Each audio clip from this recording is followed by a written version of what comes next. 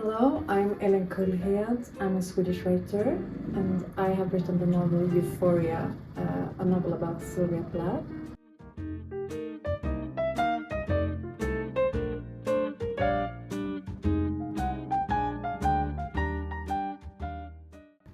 Well, Euphoria has been released in 25 countries, and I have been traveling around quite a bit. And it has been a fascinating journey to, for example, to go to Spain and to meet the readers there, and to Italy and France, and also smaller countries as well throughout Europe. So I think the reception in the different countries has to do a lot about the feminist movement.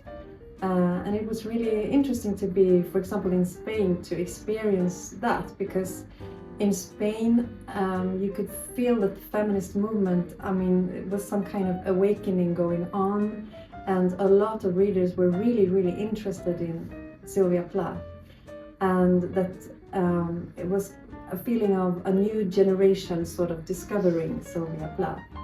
And to be part of that was pretty intense, really, and I had a lot of discussions with a lot of readers, and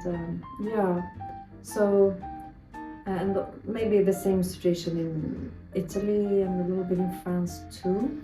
So I've learned a lot. I've been in deep and interesting conversations throughout Europe. That's a tricky question, because to me the writing process was really intimate and private at the same time as I sort of engaged with her, who is really a literary icon. But I didn't think too much about that. I was, of course, doing all the research, and I was really swamped in all the literature around Silvија Plat, and also everything, of course, written by her. But the process was really I was really trying to be as respectful as I could to her and her experience and her life and her writings. But at the same time, I really needed to dig deep and to do my own work really with this story. And to connect with her soul and her writing was really interesting. And I learned a lot of new things about her, because my relationship to Silvија Plat is deep and profound, and it goes way back in my own life. But to sort of rediscover her again as a writer and as a mother myself was it was so fascinating, and I learned new things actually through writing and stepping into her person.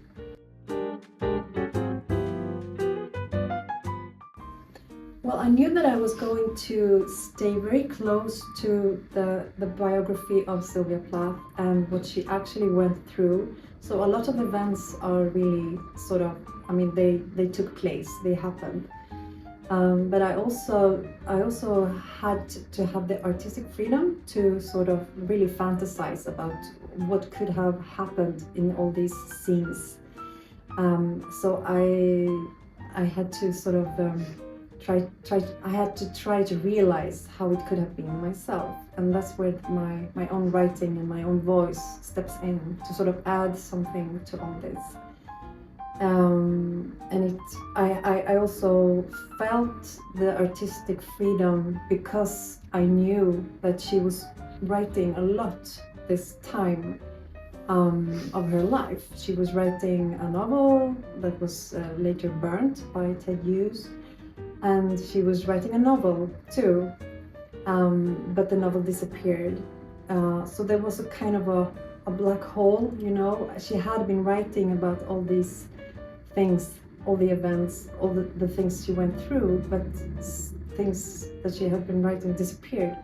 So I really, that sort of gap in her own production, it made me maybe free to sort of fill that gap it gave me also a bit of a strength, I think, that this actually was possible. There was a space sort of left for me to step into. And yes, I did so much research, and I mean, there are so many photos of me from this time where I'm just swamped with all these books, you know, piles of books about and written by Silvија Plat, and also, of course, Ted Hughes as well. Oh, the August Award in Sweden is one of the most prestigious literary prizes in the country, and it's named after August Strindberg, who is this iconic writer for over 100 years ago. And yeah, it was a big thing for me to win this prize with Euphoria, because I was sort of kind of a new writer to the audience. I'd only published one book before, so it was a tremendous experience, and it was a journey really for me. But it also, yeah, it meant a lot of sort of publicity that maybe when you have published a book, you just want to sort of go back to your writing desk, basically, but I couldn't really do that. So I was really not kidnapped, but yeah, sometimes it felt like I was just stepping out of my own sort of creative zone into something totally different, which was the sort of business of writing. And I was really, sometimes I was hesitant doing that, really. So it has really both good sides of it and bad sides, yeah. My next novel is going to be released in Sweden this fall. And I have been working on it for maybe a little bit more than a year. I had to take a deep breath after all the releases of Euphoria throughout the European countries, and also, I mean, throughout the world, basically, really. So yes, it's a novel. It's a novel, and I've been feeling great about writing again, and I won't tell you so much about what it's about, but I can tell you that it's about love and creating of art once again, but in a different setting. And I haven't stepped into like a person that is known to everyone this time, but well, I have done something else, really. Maybe I've stepped into a myth, really, in a different way. So yeah.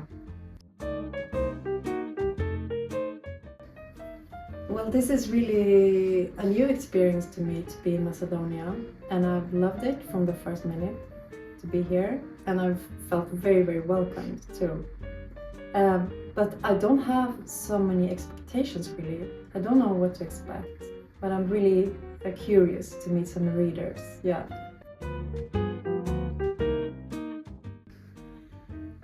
I'm not sure. I don't think so, actually.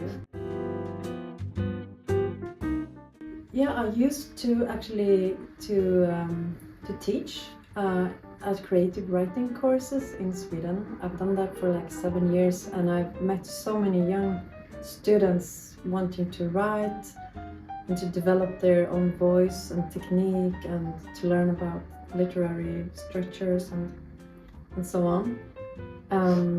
So I think there is a strong tradition in Sweden, really, to work with art and to develop your creativity, really. But I mean, in every country, it's hard to work and to become a professional in the cultural field. But I think people always do, because people want to create, and that's a fact. Yeah, I think there's a strong tradition in Sweden, but people are always worried about the young generation not reading as much as they should, you know. But I think there's another side of it too, that people really, I mean, poetry is really a big thing right now. Young people really want to become poets, and sometimes I don't know if they want to become poets more than to write and read poetry, but I think that there's something real behind that you really, that the younger generation is interested in poetry, and I think it's a very good thing, and I think it's a sign of that the young generation really wants to get deeper and maybe react to their world that they have to face right now. To you? I have no idea really, but it feels good to say it, unbutton the button, to sort of open the box, or to get inside, you know. Yeah, it's a good metaphor.